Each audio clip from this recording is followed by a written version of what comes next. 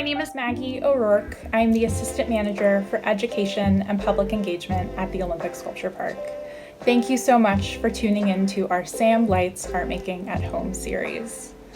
Of course, this year we aren't able to be together at the park, so we are bringing the wonder of our annual Sam Lights program to you.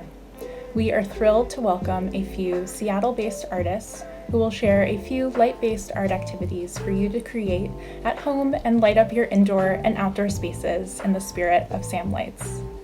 Beginning today, the winter solstice, and throughout this week, check out Sam's Facebook for a live demonstration of art making at noon.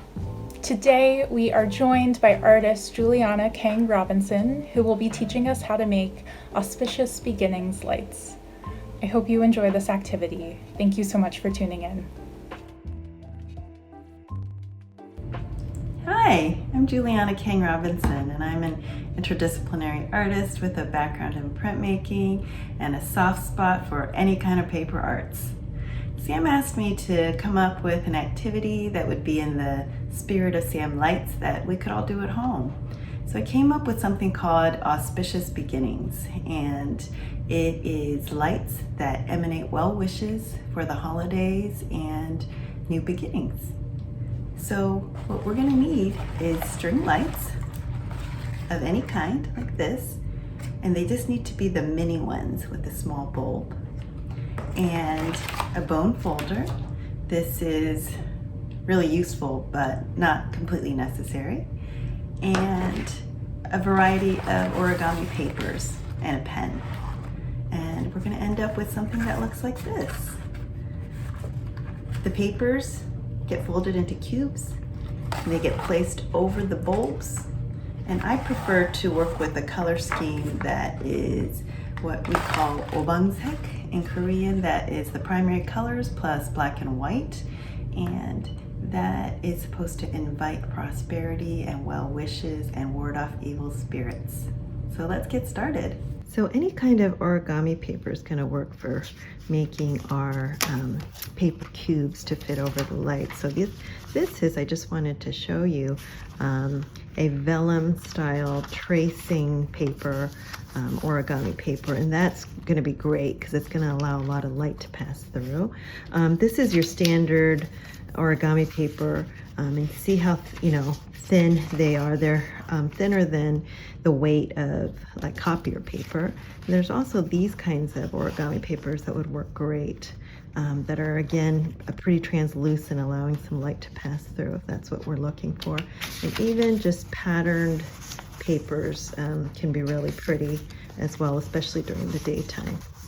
So we're gonna take our origami papers and invite friends, family, whoever is in your household to write some wishes for the new year.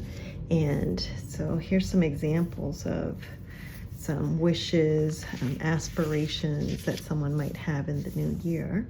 And once those are written, what you're going to do is start our folds on these paper cubes.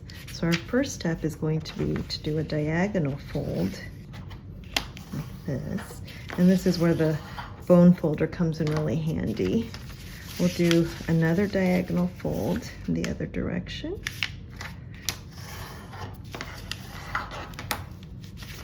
and then with the white side out, we'll fold it in half this way.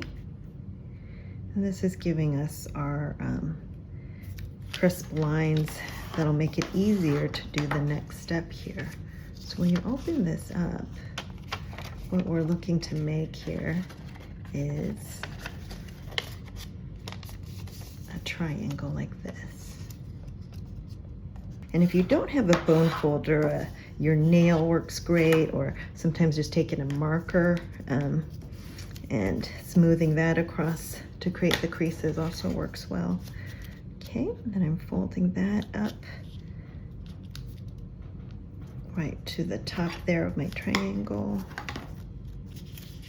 and the other side as well. Always symmetry here with the folds we're making. Okay, so we're gonna flip that over and do the exact same thing.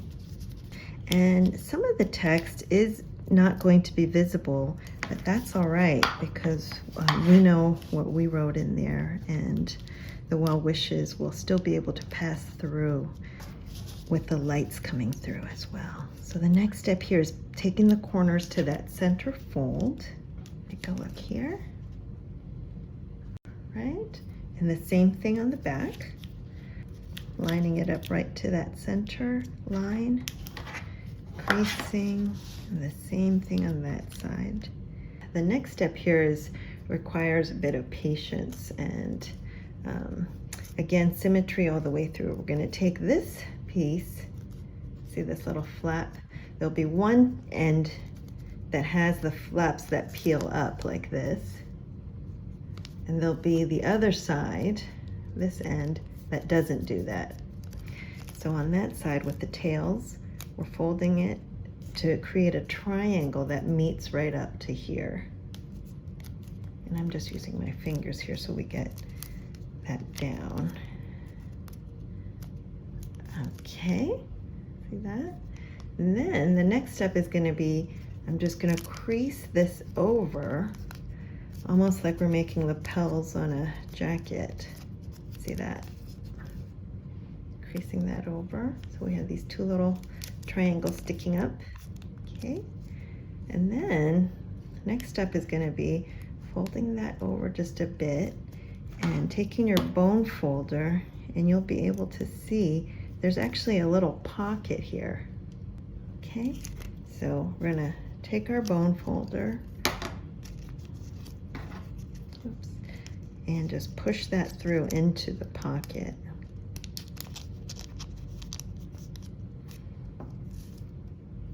And we'll do the same thing on this side. Again, opening up that little pocket and pushing that little piece in. And this is where that bone folder comes in pretty handy. Okay, and we'll do the same thing on the other side. Folding these down.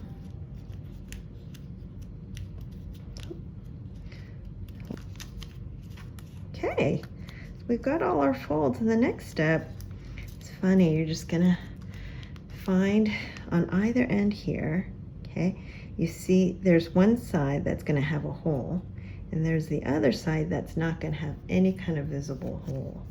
So there's my hole, right? And I found it's easier when you have the folded triangles on the top. See, our sides have no folded triangles here. And then I'm going to put my mouth to this little opening and blow and get our cube shape. Ta-da!